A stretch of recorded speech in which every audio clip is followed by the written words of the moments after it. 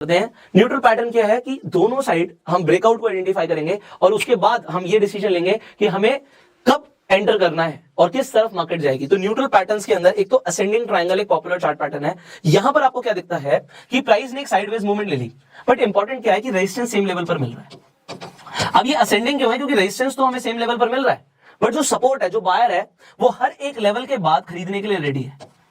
तो यहां पर हम दो सपोर्ट के पॉइंटर्स लेकर एक ट्रेंड लाइन प्लॉट करते हैं एंड रेजिस्टेंस क्योंकि हमारा फ्लैट होता है, रेजिस्टेंस एक ही जोन में होता है, तो एक रेजिस्टेंस की स्ट्रेट लाइन होती है। तो असेंडिंग क्या हुआ? ये ऊपर जाता हुआ है। जो प्राइस है यहां पर नीचे गया, सपोर्ट बना, बट उसके बाद रेजिस्टेंस सेम लेवल पर मिला, बट एक लेवल ऊपर बायर खरीदने के लिए रेडी है। अब यहां पर दोनों चीजें होती हैं, ब्रेकआउट किस डायरेक्शन में हो रहा है। अगर ब्रेकआउट ऊपर की तरफ हुआ, रिटेस्ट करने के लिए प्राइस नीचे आएगा, बट प्राइस ऊपर जाएगा। एंड सिमिलरली अगर ब्रेकआउट नीचे की तरफ हुआ तो रिटेस्ट के बाद प्राइस नीचे की तरफ जाएगा। So this is example of a neutral pattern.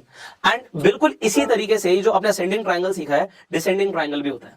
Descending triangle भी न्यूट्रल है, बट यहां पर क्या होगा, सपोर्ट का जोन एक ही होता है, सपोर्ट एक ही जोन में मिल रहा है, बट अब जो सेलर है ना, वो एक लेवल नीचे बेचने के लिए रेडी है।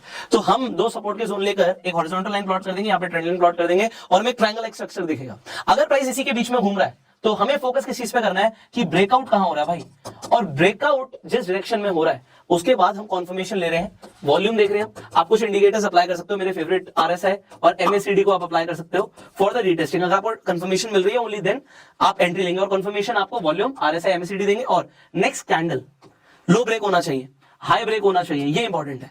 अब मैं आपको यहां पर एक और चीज बताता हूं, आपका टारगेट क्या होगा। सो यहाँ पे जो पोटेंशियल हाइट है, ये पोटेंशियल टारगेट है, ये जो हाइट है इस ट्रायंगल की, ये पोटेंशियल टारगेट है। बट आप ट्रेलिंग स्टॉप लॉस यूज कीजिए और 1:2 या 1:3 जो भी आप risk to reward ratio follow करते हैं उसे फॉलो कर सकते हैं। अब यहाँ पर चार्ट पर बनता हुआ दिखाते हैं हम आपको।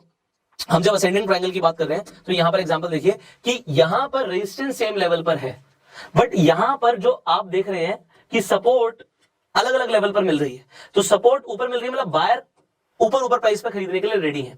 तो इससे आप क्या कर सकते हैं, इससे आप असेंडिंग ट्रायंगल बना सकते हैं। एंड जब ब्रेकआउट हो रहा है तो क्या यहां पर हमें एंट्री करनी है? नो, हमें ब्रेकआउट के बाद कंफर्मेशन का वेट करना है एंड देन हमें एंट्री लेनी है। और जो हमारे पास यहां पर हाइट डिफरेंस है, पॉइंट डिफरेंस है, ये हमारा पोटेंशियल टारगेट भी होता है। सिमिलरली एक और एग्जांपल ले लेते हैं यहां पर, इस एग्जांपल को देखिए यहां पर।